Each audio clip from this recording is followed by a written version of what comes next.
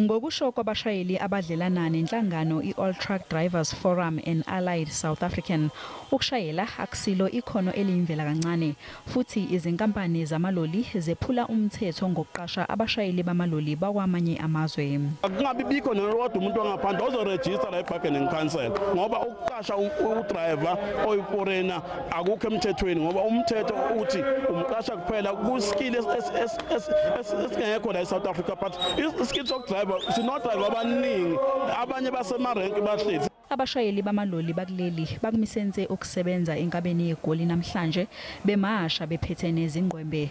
Bathi kumele izinkampani zisuse namakhamera afakwe emalolini ngoba lokhu kunyathela ilungelo labo lokuba nemfihlo. Nalama truck sithi awakhishwa amakhamera ngaphakathi. Lapha etruckini silala khona, sidlela khona. Sometimes we use it as a toilet because sometimes you sleep on the game reserve, you can't go out at night. You have to use that truck. But now they put cameras. Dignity omnyama ikuphi. Bekuhlelwe imashi efanayo nasesifundazweni KwaZulu-Natal namhlanje.